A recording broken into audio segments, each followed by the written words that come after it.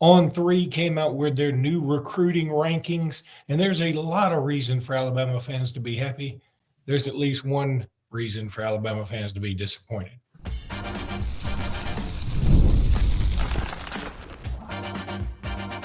You are Locked On Bama, your daily podcast on the Alabama Crimson Tide, part of the Locked On Podcast Network, your team every day.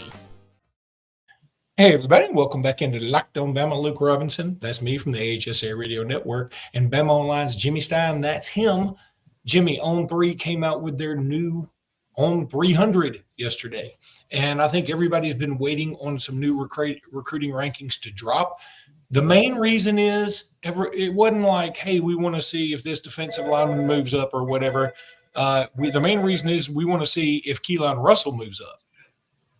And he did move up. I think obviously the main reaction at BOL anyway, when the rankings were released, the main reaction was about Keanu Russell. I think the main reaction should have been about where Alabama's team is.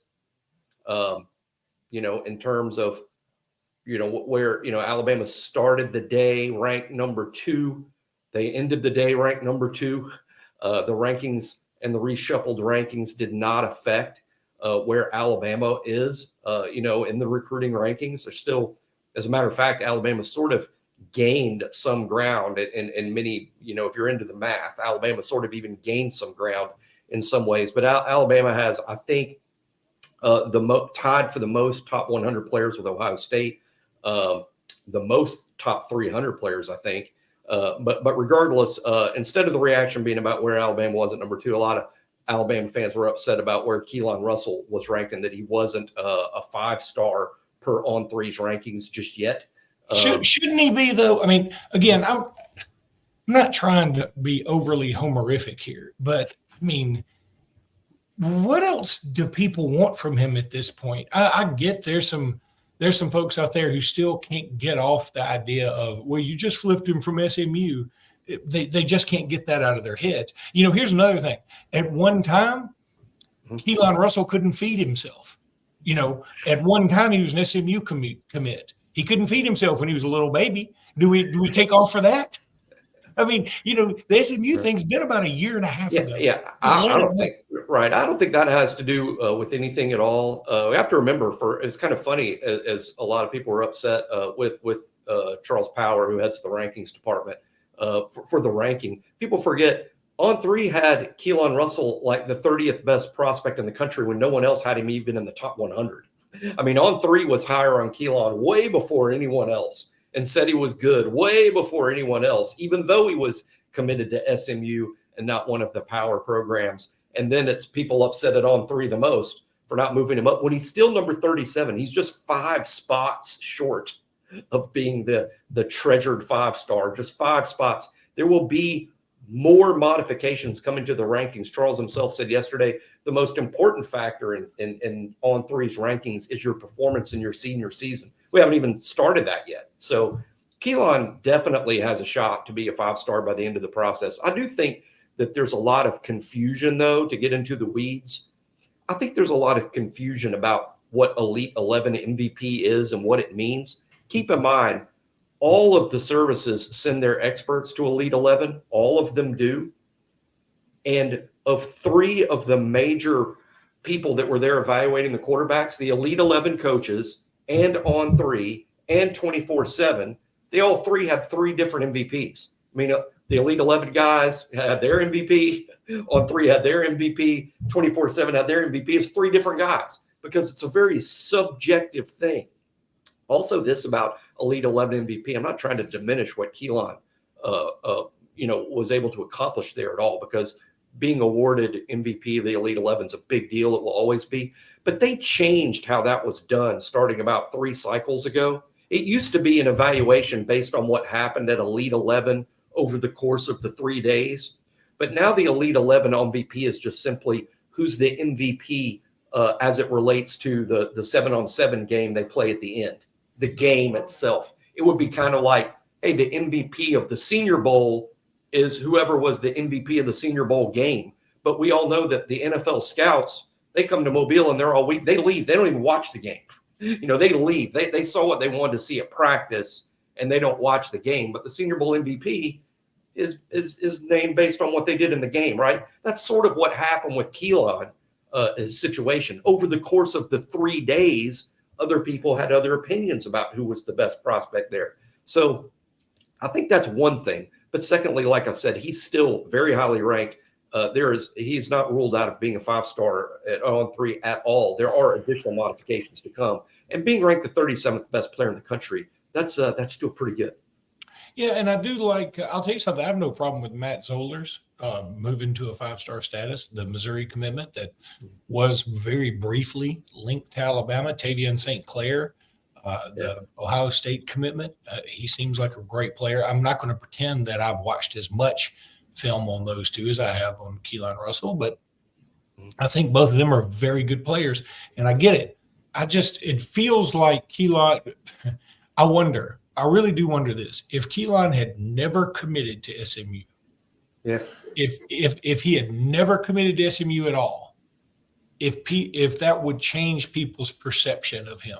I think the I was committed to SMU thing is sort of it's not an anchor, but it's like one of those parachutes that people that are training for track run with on their backs. It's just sort of holding them back from being what he can be, or what people want. People want to rank him because they can't get over there. They're like, yeah, but I mean, it's sort of like Dan Marino. You talk about Dan Marino as the greatest quarterback of all time, right? Yeah, but he never won a Super Bowl. You know what I mean? I just feel like if he had not been an SMU commitment, he wouldn't have that hanging over his head. And that is an easy way to excuse not ranking him as highly as you kind of want to. Maybe I'm overthinking it. Well, I mean, I don't know. I just, when comparing Keelan to the other quarterbacks, some other kids are bigger, stronger. Some other kids, have bigger arms. Keelan, and here's the thing, Keelan's been rising the whole time. I mean, he's risen. He started out low, and I don't think he necessarily started out low because of the commitment to SMU, but he started lower in the process and has moved up. Other guys like Bryce Underwood, he's been like number one in this class the whole time, and he's a bigger kid. Didn't participate in Elite 11, but he did participate in other things this summer where he was evaluated in person. And also this, folks, what's very important to the evaluators is the game tape. And there is game tape of Keelan's 11th grade year and how he stacked up against the other 11th graders. He's risen since that time. But again, he's got a ways to go. All these kids have to develop further. And let's remember, Alabama already has some 5-star talent in its QB room. And, Ty Simpson was a 5-star, and he's not a starter at Alabama just yet, although me and Luke have talked about how we believe he will be next year in 2025. But we should all be excited about Keelan. No, regardless of where he's ranked, all that matters is he's committed to Alabama, is going to sign with Alabama in December, and whether they give him 2 stars, 5 stars, or the first 12-star player, it's not going to change who he is or what kind of player he is.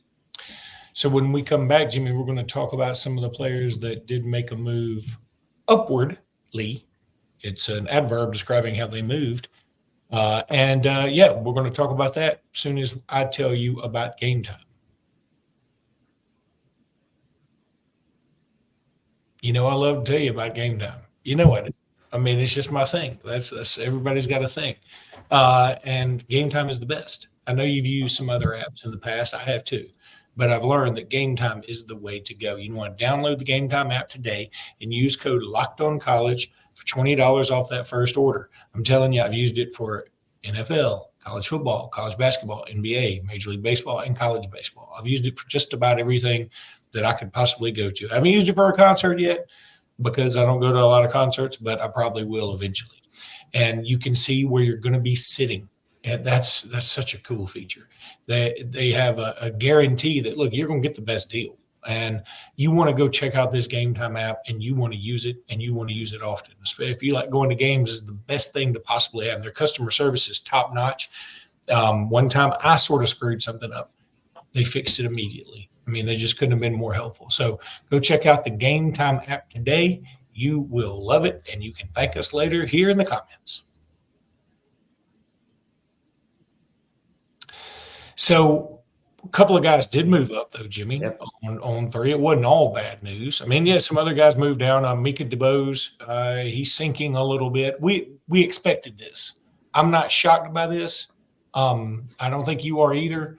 But and we can talk about that if you want to. But I certainly see where that's coming from. Now, somebody that did move up though was Michael Carroll, and this is a guy that has steadily been moving up the rankings. I suspect by the time all is said and done, he may be a universal 5-star.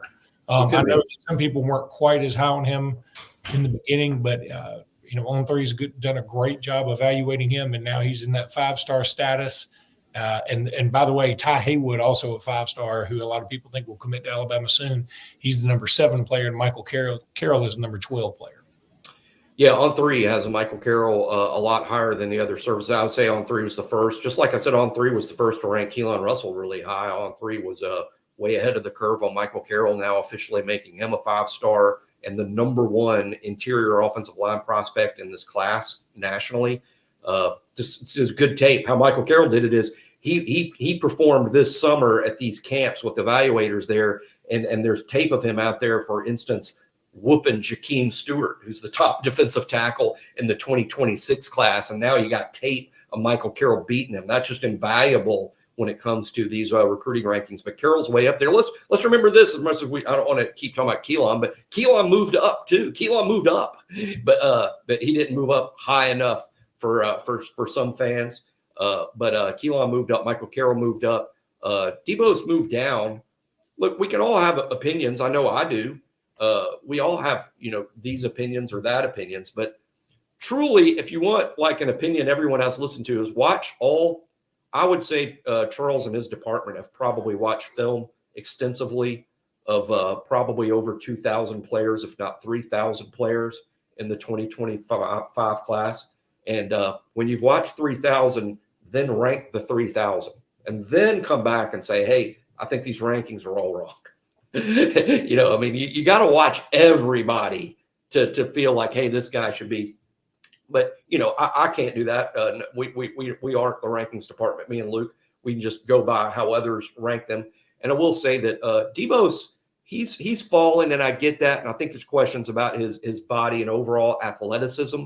I think that's where some questions are. But he's still a very highly ranked player. I mean, you're like I said, there's 3,000 players that are studied extensively, and he's still in the top 250 out of 3,000.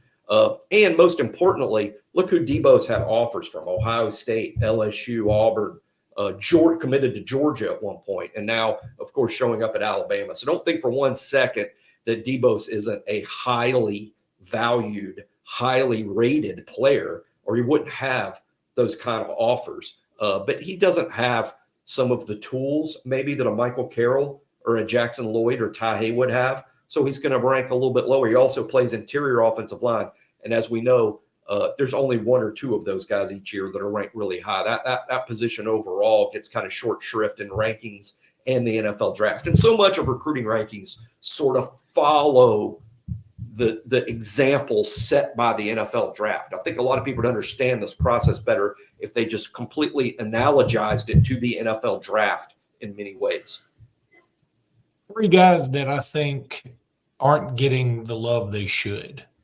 And again, as an Alabama fan, we probably think all of our guys should be ranked 1 through 20 or whatever, however many commitments we have. But Dijon Lee, I think that On3 has him in number 50, maybe. That seems a little low. I mean, you watch some of his highlights, you're like, my God. I mean, there are 49 other players better than him. Same thing with Justin Hill. This is a guy that we all thought would make a big move. He didn't really move at all. And then there's Luke Metz, who continues to be outside of the top 300 for just about every service except Rivals. Who has him really high. Rivals has him like in the 70s. Yeah. And I think 70s is probably high, but I think outside the top 300 is definitely low. And I just was a little shocked he didn't make a move to a 4-star on On3. Yeah, I talk about this all the time about what, Luke Metz can commit. Georgia pushed really hard. Georgia tried very hard to flip him recently. I mean, the full court press. When you can sign with Alabama or Georgia, you're a good player. I mean, I don't care where you're ranked. You're really good if you can sign with Alabama or Georgia. Those are the two best programs in college football, in my opinion. I'll throw Ohio State in there in terms of how they're recruiting right now. But Luke Metz is a very good player. Like, again, Rivals has him ranked 80th. I'm with Luke that seems like maybe a little much. Other services don't have him ranked in the top 300, at all. But you can commit to Alabama or Georgia, you're a pretty good player. But the rankings are never going to please anybody. And the rankings aren't always – people shouldn't take it as science. I mean, the NFL is full. The NFL is full of undrafted free agents that have had spectacular, really good careers. So even the NFL gets it wrong, and they have far more advantages in evaluating talent than these analysts do evaluating high school talent. Well, there's no doubt. And again, it's not an exact science, but it certainly has gotten better. And here's the thing. They have created this phenomenon, these recruiting services. They've done a great job of building up their own industry. So we get involved, because if we are passionate about it, we'll buy more of their stuff. We'll click on the sites more often. I don't go a day. I'm talking about if I'm on vacation, somehow I'm going to check out, Bama Online. I'm going to check out some other Bama sites. I might check out an Auburn site or two, and I'll probably check out a national site or two. And I don't go a day. It doesn't matter where I am. I did it in India. It's funny. I just read a post over on the On3 site, over on BOL, an Auburn fan so frustrated that Alabama's kids were ranked so high, he was canceling his subscription because the Alabama kids were out. And the funny thing that stood out to me was, like, first of all, recruiting rankings are free. What are you canceling? Yeah. Recruiting rankings by On3 and all the other sites, the rankings themselves are free. You don't subscribe to the rankings. You subscribe to the team site. So that's number one. Number two, I'm thinking, On3 does have Alabama ranked high. So does Rivals. So does ESPN. So does 24/7. I guess this guy just needs to cancel recruiting because all of the sites rank Alabama's class very high. And again, it's like the results have equaled about where the recruiting rankings are. Now, if you want to say they've missed a few people are outliers, that's true. I would say most of the outliers probably come from the SEC, from teams that have to play Alabama and Georgia all the time, and LSU. I mean, because those three are typically the best recruiting teams in the conference. And so when you have to, if some of these other teams in the SEC were in, say, the Big 12, and they recruited the way they continue to recruit, they would probably be in the playoff discussion a lot more. But when you have three juggernauts like Bama, LSU, and Georgia in the conference, it makes it very difficult to get a foothold. So, I mean, I don't understand the whole. Yeah, I mean, I'm disappointed Keelan Russell's not a 5-star, but in the end, it's stupid. I mean, what's the big whoop? It doesn't matter. But I like it just for the optics. I mean, certainly, I have no problem admitting that. All right, Jimmy, when we come back, we're going to run through two guys pretty quickly on your very famous countdown.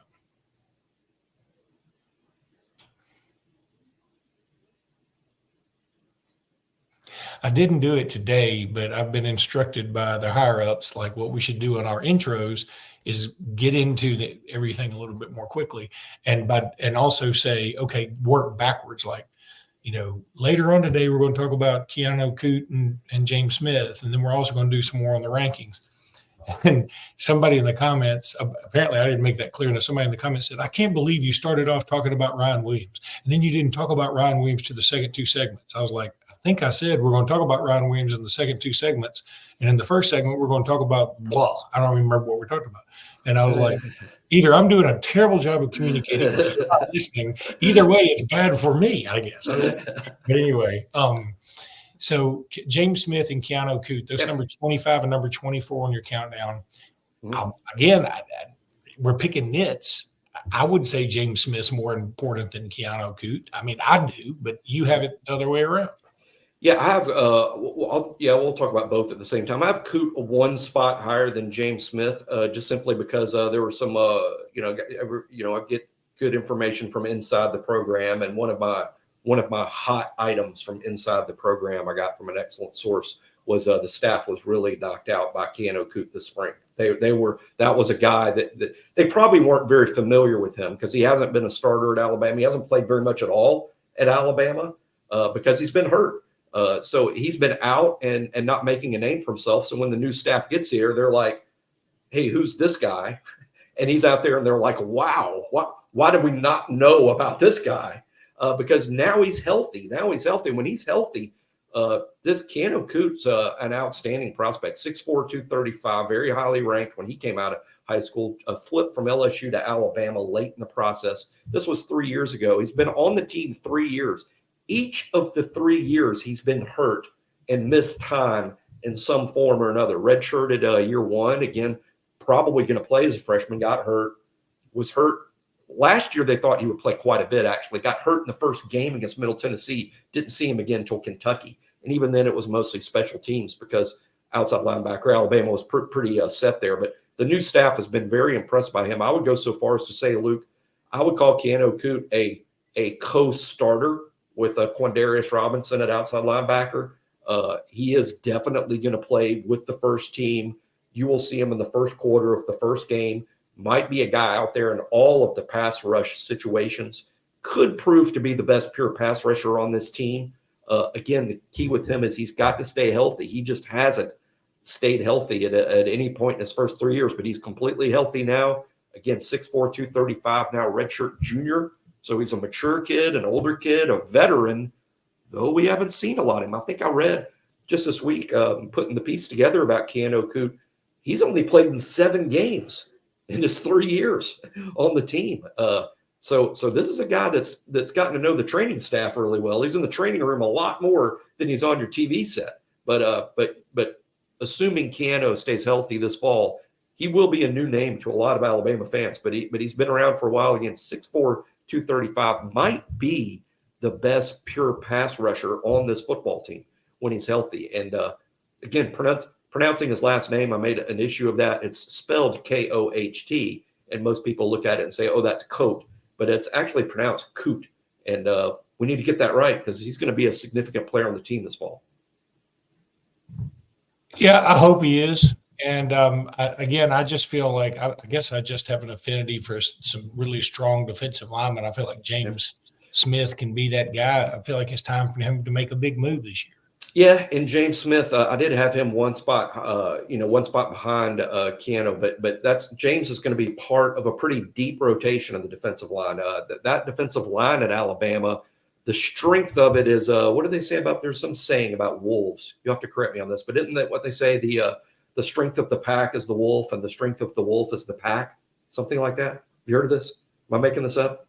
It's probably my only. I've never heard that before, but I'll tell you something. I was on the national On3 show the other day. They had me on for an Alabama segment every now and again. And I said something about, I can't remember what it was, something that hadn't happened in a long time. And I said, that hadn't happened since Moby Dick was a minnow.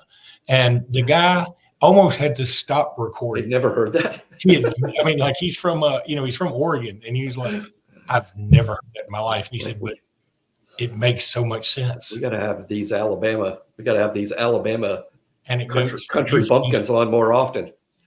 Yeah, because I was like, that's the thing about us. People, we say things like that, and people are like, "Oh, that's just y'all are just so silly and stupid." And I think it kind of makes sense. If I tell you that hadn't happened since Moby Dick was a minnow, that hadn't happened in a long time. My Wolfpack statement either came from Alaska or maybe those Hangover movies. I don't know. In fact, I don't even think that's the saying. Wolfpack. It's not a bad saying. What is it? The strength of the wolf. The strength of the wolf is the pack, and the strength of the pack is the wolf. But where I came up with that to describe how James Smith is impacted. My point being, the defensive line at Alabama, there's not a superstar. There's not one guy that they're going to hang their hat on. It's not like in the years when they had Jonathan Allen or back when they had Marcel Darius. The strength of the defensive line is wolves on this them. team. There literally is an outside linebacker, literally. But it does remind me, and I think I've said this on here before. One time I was talking with a long time ago, I was talking with my then wife, now ex-wife, and I said something, and she goes, it's like that old saying from George Washington, with great power comes great responsibility. I said, nope, that was Spider-Man's uncle. That was Uncle Ben. Great one. It's like George Washington said, nope, that was Spider-Man's No, I mean, George Washington also didn't say, holy zoinks, Batman. I mean, he didn't say that either. Just quit. Was yet another significant figure in American history, Spider-Man's uncle. Is there anybody who's like, boy, Spider-Man got a lot of mileage out of that uncle too? I mean, like, even today, he's still like Batman. Like, he died in the first 30 minutes of every origin story. Uncle Ben dies in the first 30 minutes. Yeah, and so do Bruce Wayne's parents. And I'm like, God, man, you've done so much good in your life. Can you now just like let your parents go? I mean, he can't do it. He can't do it. But anyway, James Smith, one of probably 7 or 8 defensive linemen that will rotate in on that first team. And that's why it's just a little lower. I just think he's going to be part of the Wolfpack, part of the pack, but probably not the guy. I think that will come for him next year. He might be the most purely talented defensive lineman in the defensive lineman room, but a true sophomore. I think he will play significant snaps, but probably not more snaps than like a Tim Keenan or a Tim Smith. I think they'll play the most, but James is going to play quite a bit, flash quite a bit this spring. And again, I'm not ruling out that one day James Smith could be a first-round draft pick. I just think with linemen, it takes some time, and I think 2025 is sort of his national breakout year. But this year he'll be just part of a really strong rotation. All right, buddy. That's going to do it for today's podcast. We'll be back tomorrow with more. Until then, roll tide, everybody. Roll tide.